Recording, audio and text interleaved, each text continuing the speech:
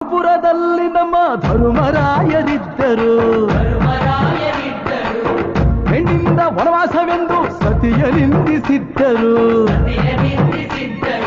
ಅತ್ತಳಮ್ಮ ದ್ರೌಪದಿಯು ಅಮ್ಮ ಅಣ್ಣಮ್ಮ ಎಂದು ಮಾನವತಿ ಹೆಣ್ಣಿಗೊಂದು ಸ್ಥಾನ ಕೊಡುಬಾರೆ ಎಂದು ಸೀರೆ ಉಡಿಸಿ ಬಳೆಯ ತೊಡಿಸಿ ಸೀರೆ ಉಡಿಸಿ ಬಳೆಯ ತೊಡಿಸಿ ತಾಳಿ ಕಟ್ಟಿಸಿ ಹೆಣ್ಣು ಇಲ್ಲದೆ ಧರ್ಮ ಇಲ್ಲ ಎಂದು ಬೋಧಿಸಿ ಧರ್ಮನಿಗೆ ತಲೆಗೆ ಏಳು ಧರ್ಮನಿಗೆ ತಲೆಗೆ ಏಳು ಮಡಿಕೆ ಕೂರಿಸಿ ಕೈಗೆ ಕತ್ತಿ ಕೊಟ್ಟು ಕರಗ ಶಕ್ತಿ ತೋರಿಸಿ ನನ್ನನ್ನು ಶಂಕಿಸಿದರೆ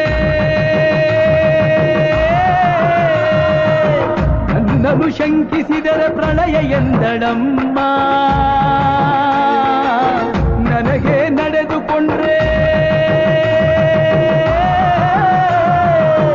ನನಗೆ ನಡೆದುಕೊಂಡ್ರೆ ವಿಜಯ ಎಲ್ಲ